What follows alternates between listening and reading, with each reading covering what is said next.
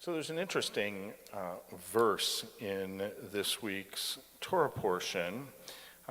It is the first verse of chapter 3 of the book of Numbers. We're entering the new book,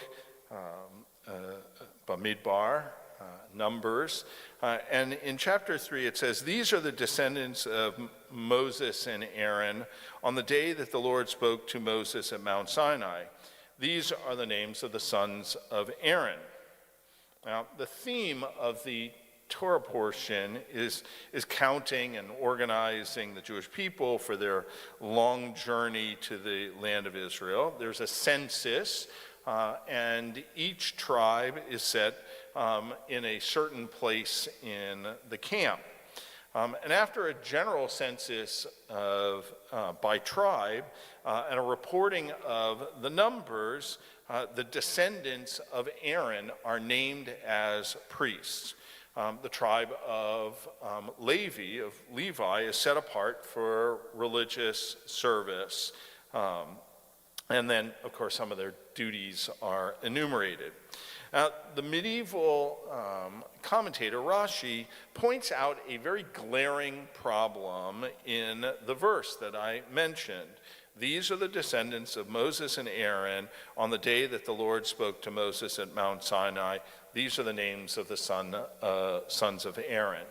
Okay, what's the problem? Anyone recognize it? Did anybody see it?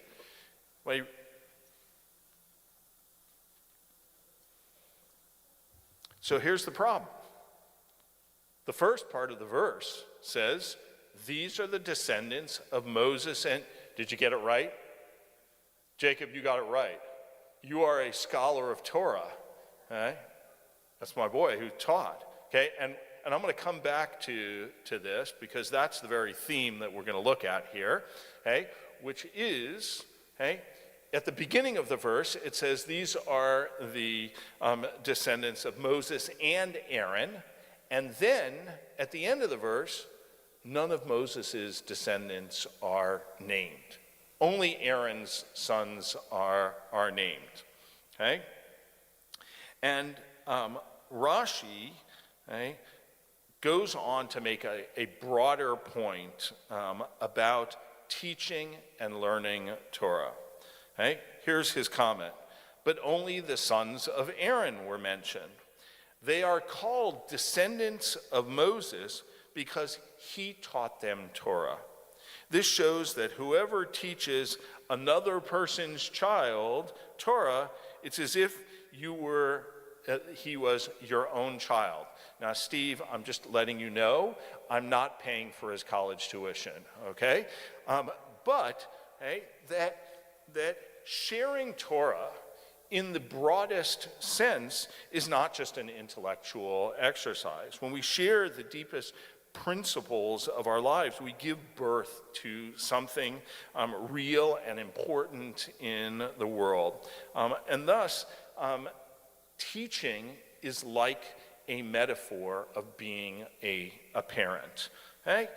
All of us, right? Who of us has not had some sort of mentor or teacher or role model who profoundly affected the course of our own character development?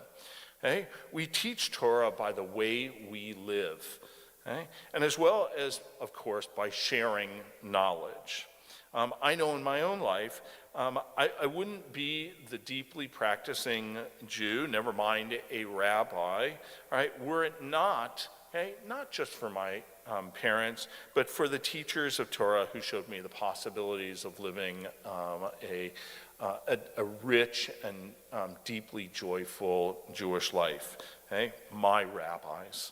Okay? Torah isn't a history book that just recounts the past, nor is it esoteric knowledge that is reserved for only a few of us. It's a text which only matters when it becomes a conversation, okay? A conversation between Jews who care for one another, and a conversation between Jews across the ages.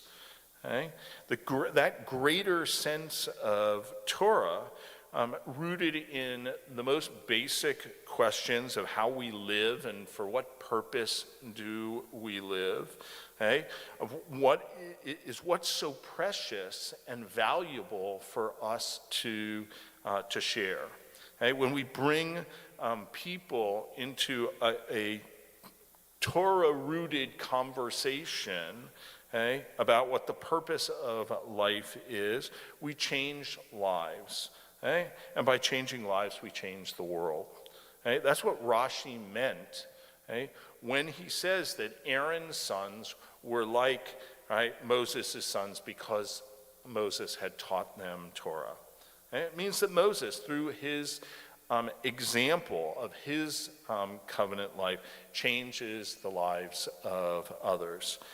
That's the challenge for all of us, that we become exemplars to others, that we become teachers in our own conversations with Torah, and then taking those conversations to others for us to be able to become teachers and parents to others.